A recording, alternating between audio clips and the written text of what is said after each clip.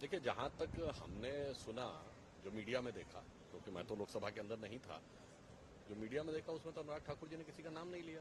तो ये उड़ता तीर किसने पकड़ लिया? इसके लिए एक हिंदी में कहावत होती है, जिसे शब्दशः न लिया जाए, मैं कैविएट लगा कह रहा हूं, किसी के लिए नहीं बोला, पर हिंदी कहावत है, चोर की दाढ़ी में तिनका। इसे कहते हैं कहा किसी और के लिए जाए, आदमी अपने ऊपर खुद ओढ़ ले। तो मुझे लगता है कि विपक्ष के लिए बहुत भयंकर कंफ्यूजन का माहौल क्रिएट हो गया है। अखिलेश यादव जी बड़ी आक्रोश और उग्रता के साथ खड़े होकर कह रहे हैं कि आप कैसे किसी की जात पूछ सकते हैं, फिर कह रहे पूरे देश की जात पूछनी है। तो पहले भाई स्पष्ट कर लो, पूछनी है कि नहीं पूछनी है, या आप पूरी तरीके से कंफ्यूज हो गए हैं। तो इसलिए हमें लगता है कि इस मुद्दे के ऊपर विपक्ष आपस में ही अपनी ही बातों में एक दूसरे को काटता हुआ नजर आ रहा है, जिसे बिहार की भाषा में कहते हैं कंफ्यूज आए गए।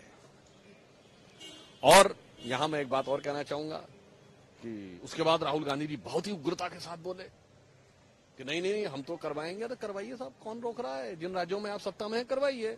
आप बड़े गौर से कहते थे बिहार में मैंने करवा दिया, तो तेजस्वी यादव जी बयान दें कि इनके कहने पे करवाया था कि नीतीश कुमार जी की सरकार में उनके कहने पे हुआ था। और हिमाचल में करवाइए, तेलंगाना में करवाइए, कर्नाटक में हुआ रखा है वो सर्वे, तब आप बताइए। तो इसलिए हमें लगता है उनके लिए एक ही लाइन लागू होती है।